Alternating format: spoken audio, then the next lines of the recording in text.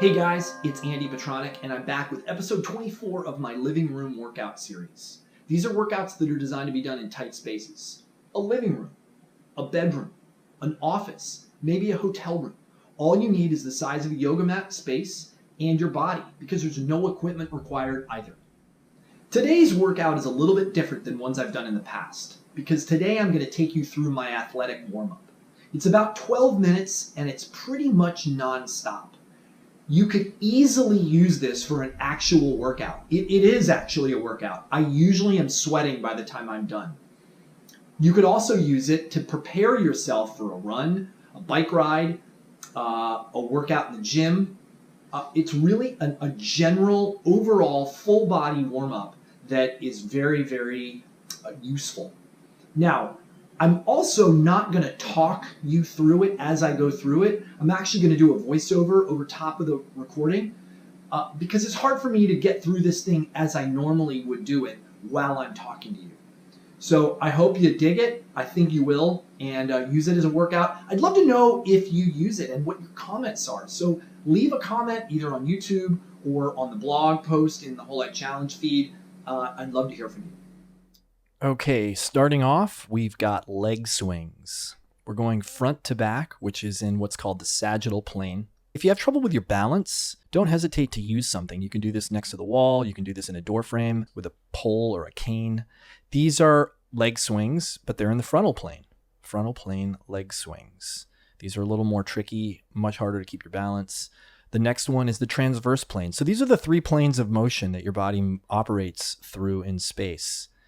And we're just rotating the hips. Notice looks like I'm rotating the upper body, but I'm really not. It's staying static while the hip is opening and closing. I do pretty much 10 repetitions of everything, unless you see otherwise. There's one of the movements that I lost track of. What number I was on, I'll tell you what that is when we get there. But here we go. Frontal leg swings on the left side. Again, it looks like I'm moving my arms, and I am for balance. But you can notice my upper body isn't rotating much. My hips are rotating, my leg is moving. Same with the transverse plane.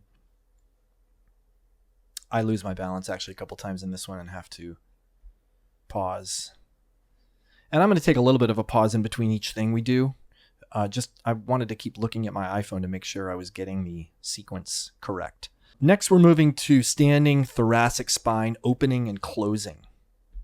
So I'm clenching my grip in front and squeezing my shoulders together and rounding my thoracic spine.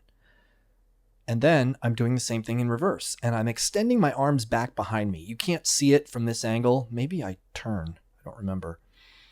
And I'm extending my arms back behind me and really focusing on opening my chest. Here we go. This is really about the chest opening and closing and the upper part of your spine moving backwards and forward. And the movement really matters. It's not a static hold. None of these movements are a static hold. That's why it's such a great warm-up. I don't call it stretching. We're moving in now to a crossover bend to reach. This one also is a balance challenger. So basically what you see me doing is reaching to the opposite side each time of my hips. Now, there are two ways you can do that. You can reach to the side of the back leg, or you can reach to the side of the front leg. In this video, I reached to the side of the front leg. I recommend you try it both ways and then do the way you find best. But in each case, you're moving your hips out of the way. So as you bend down, you're moving your hips away from the side that you're reaching to. You're trying to keep your legs as stiff as you can, and then you're reaching up overhead each time. We want to keep the heart rate going because we're warming up.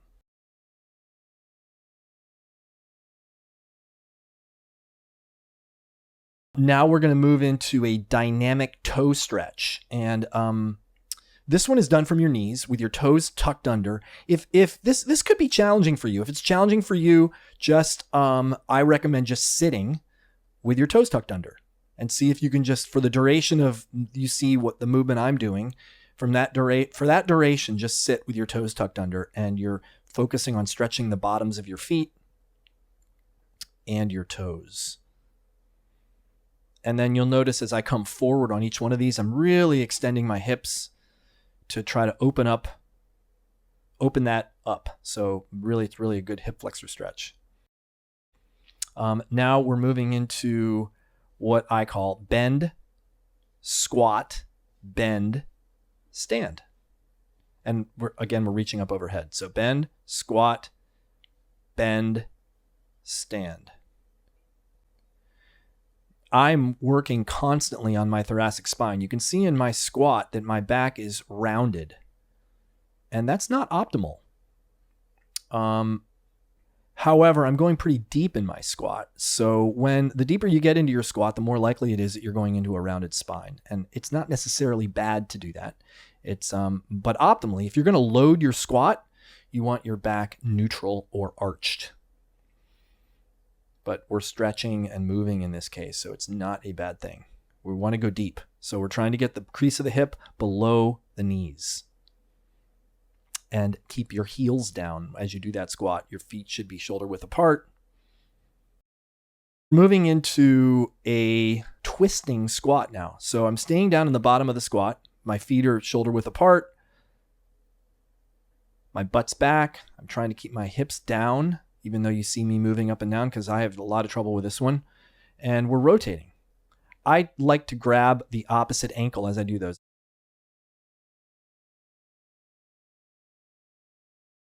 Only 10, so that one's quick. And now we're moving into a side-to-side lunge. And we're just moving back and forth. I'm not coming up each time. There are a lot of versions of these. By the way, if one of these feels like it's addressing an area that you need to pay more attention to, stop there and do more. Maybe leave something out that you can't do.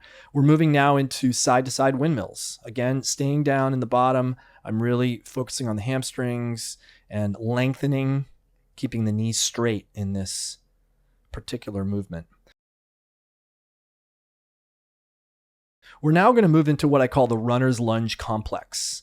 So I'm going to turn my body into a lunge, a deep lunge, right? And I'm really pressing my hips down, trying to keep my back knee straight, actually.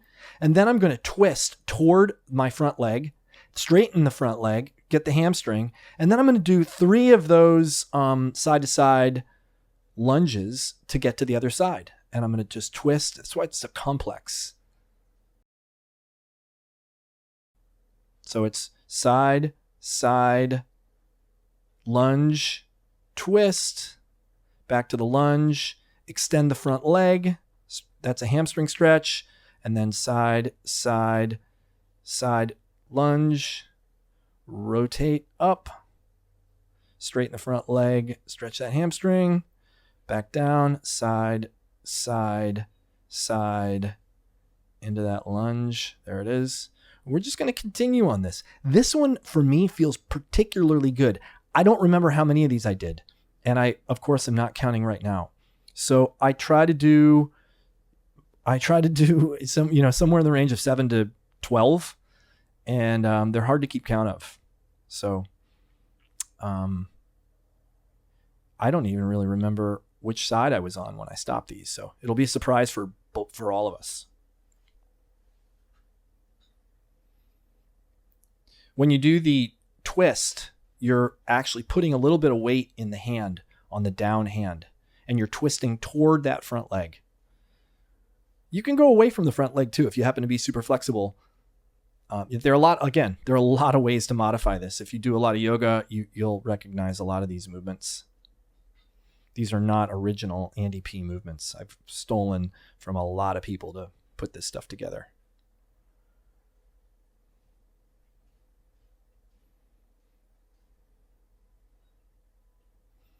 This one probably takes more time than all the others, but I just really find it valuable. Okay, so now we're going to move into a kneeling wrist stretch.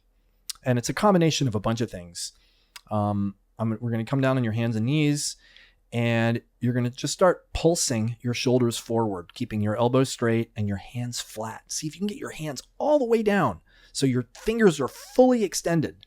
Now I'm moving from side to side with the fingers pointed out. And I'm just turning my hands slowly backwards. So now I'm getting the back sides, or, you know, I know I'm still stretching the wrist flexors in this case. And then I'm going to move my way back. Now, one thing I didn't do in the video is turn my hands over and stretch that way, which is a fully viable stretch also. This is a first joint stretch, and it looks like a push-up, but it's a hand push-up. And now I'm rotating the elbow pits forward and backwards. Now I'm going to do something that looks pretty extreme. So when you first try these, I suggest doing it from a much more supported position rather than just a knee push-up. But these are wrist push-ups. They're challenging. But look, if you put almost no weight in your hands and keep your knees way forward, they're much, much, much easier. I've actually seen people do those with full push-ups. Okay, so now we're moving into a cat-cow. Notice how I'm tucking my tail under and I'm extending my head and thoracic spine each time that I go through this. Now I'm doing a transverse cow. So it's circular, and I'm using my head to help guide me. Now, if you have trouble with these, don't do them. No big deal. If you can't get your body to move the way I'm doing it, just continue with cat-cow.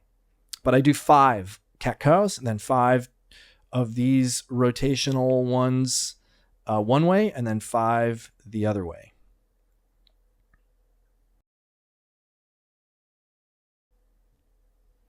Next, we're going to a thoracic spine rotation. So one hand goes on the head, and you're in the same cat-cow position, but you're pulling your elbow back towards your opposite back knee. 5 times. Try to extend each time as far as you can and rotate open as far as you can. We're going to move into another one for the thoracic spine next, called the bretzel. And the most challenging part of this one really is getting set up. I'm not going to try to explain it. You can just watch the video.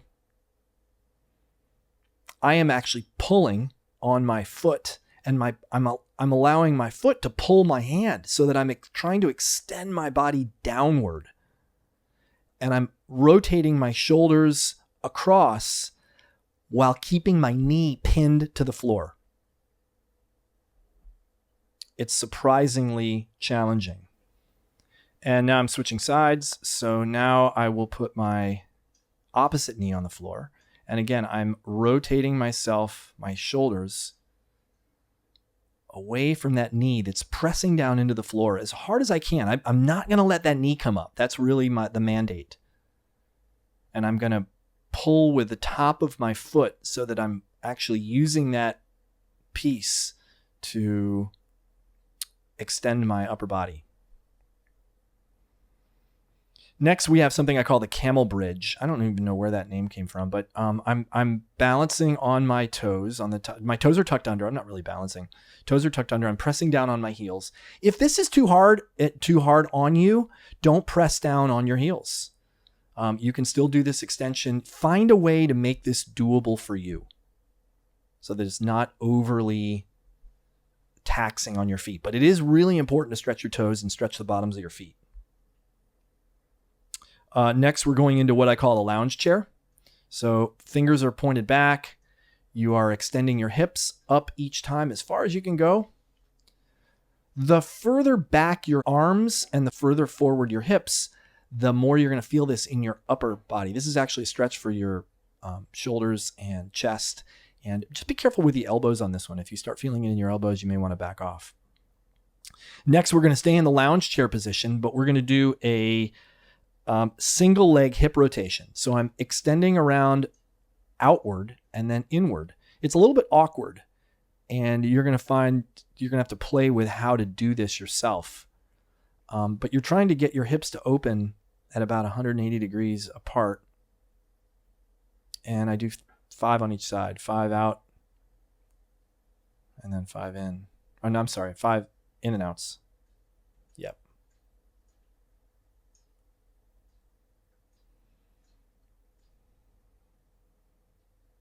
Again, we're just trying to open up the hips.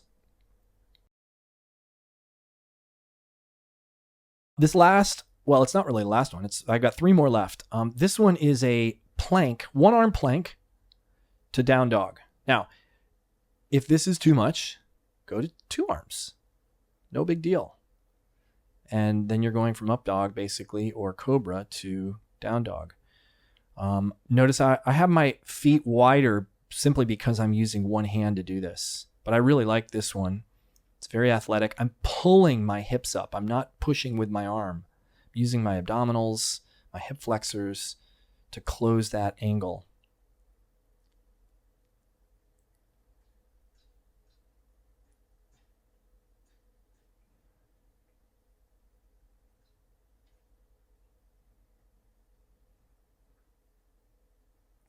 And we got 2 movements left. These are both animal movements. The first one I call scorpion walks. I actually screw this one up just a little bit in the middle of this, but we're going to start face down. You're going to extend your leg up and bring it over, and then rotate your arms behind. And then your starting position is, again, face down, and then rotate around to your stomach. Good. Now up and over, down, and then your hand follows. And that's where I screwed it up.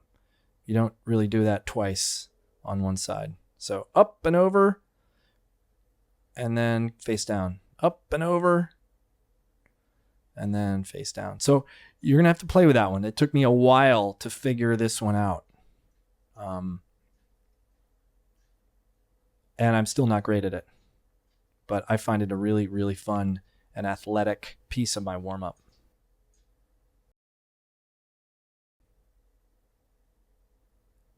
The last thing coming up, I call the monkey square. So you're going to start in the bottom of a squat with your hands down in front of you. And you're going to turn your hands about 45 degrees and then swing your legs around in a square. Monkey square. And then you're going to go the opposite direction. I think that's what I do. Yep. If this is hard for you, just walk your feet around. It's fine. It's all good. We're just doing, now I'm going straight from one side of the square to the other side of the square. And I do that twice.